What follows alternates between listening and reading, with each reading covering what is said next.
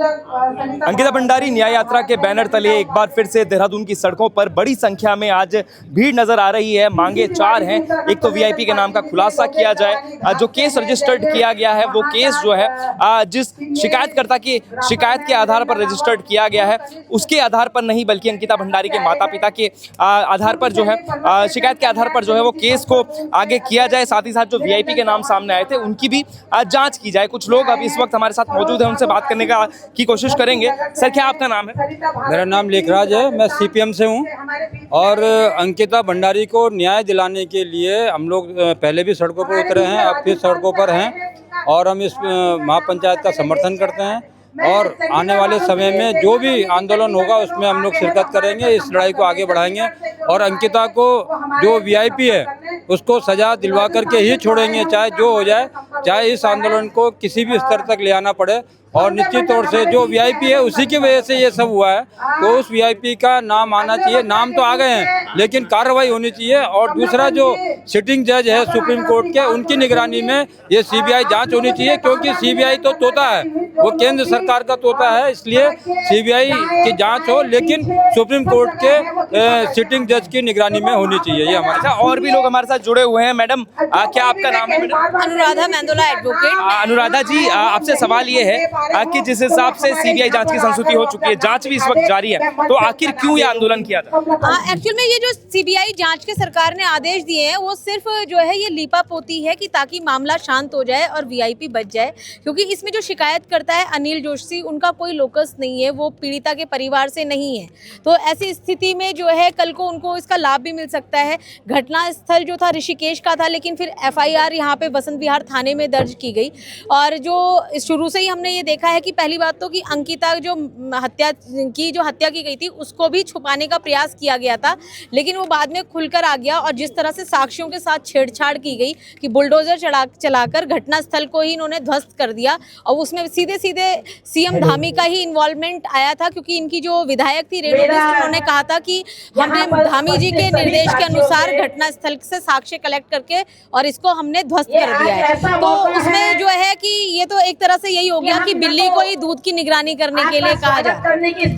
फिलहाल जो ये महापंचायत का आयोजन किया गया है इसमें तमाम विपक्षी दल भी पहुंचे। ऐसे एक दल के जो अध्यक्ष जी हैं वो हमारे साथ मौजूद हैं। अध्यक्ष जी, क्या जी महासचिव जी, क्या आपकी मांगे हैं? फिलहाल किस तरह से आंदोलन को? देखिए, शुरू से लेके आखिर तक ही हम लोग इस आंदोलन में साथ हैं और जिस तरह से पुष्कर सिंह धामी मुख्यमंत्री यहाँ के एक वीआईपी को बचाने के लिए येन केन प्रकरण करके जो साजिश रची जा रही है, तो ये बिल्कुल बर्दाश्त करने योग्य, क्योंकि ये लड़ाई किसी विपक्षी दल के साथ नहीं है, ये लड़ाई सत्ता के अहंकार की है और सत्ता के अहंकार की और जनता की लड़ाई है। और आज जनता सड़कों पर है। आप देखिए किस तरह से इन्होंने जो आवाज उठाने वाले जो आवाज उठाते हैं उनके खिलाफ ये मुकदमे दर्ज कर देते हैं, ये उनके खिलाफ जो है पत्र जारी कर देते हैं। दुष्यंत कुमार गौतम जी का जो पत्र आया था तो उसमें दूसरे नंबर पे इन्होंने मेरा नाम भी दिया था, हेमा भंडारी नाम है मेरा।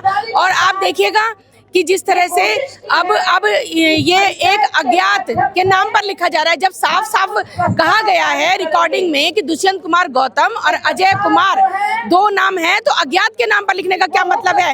और ऐसे व्यक्ति के एफआईआर पर सीबीआई जांच कर रही है जो है ही नहीं इस प्रकरण में, जिसका कोई लेना देना ही नहीं है। तो ये एक तरह से गुमराह करने की बात है, ये जनता को गुमराह करने का सवाल है। और आज एक बेटी के साथ हो रहा है, कल दूसरी बेटी के साथ। अभी जो स्वाति नेगी है उसने आवाज उठाई थी इसमें कि ये लोग जो कर रहे थे, तो इन्होंने पुलिस प्रशासन से उस पर दबाव बनवा दिया, उसको मतलब मारने की धमकी तक दे दी गई। तो ये गुंडागर्दी की सरकार है, ये बलात्कारियों की सरकार है, जो पुष्कर सिंह धामी है उन सबको बचाने में लगे हुए हैं, क्योंकि उनको उत्तराखंड से कोई लेना देना नहीं है। उत्तराखंड के जो जन समस्याओं से या उत्तराखंड की बेटियों के कोई लेना देना नहीं है। ये तो सिर्फ और सिर्फ जो है वीआईपी सर्विस के तौर पर लड़कियों को, उनको वीआईपीओ को परोसी जाती है इनके मंत्रियों द्वारा, इनके नेताओं द्वारा। तो ये बलात्कारी नेताओं की पार्टी है, बलात्कारी मंत्रियों की पार्टी है, और जिसको बचाने का सरकार पुष्कर सिंह धामी जी काम कर रहे हैं। चलिए, बहुत बहुत शुक्रिया।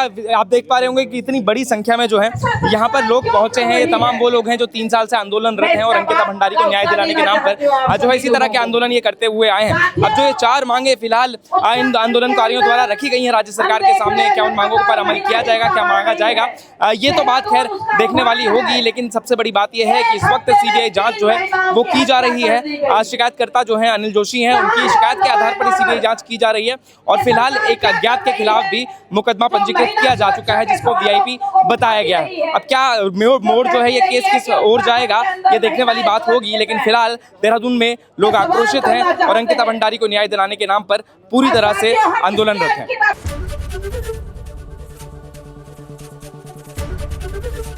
एबीपी गंगा, खबर आपकी, जुबान आपकी।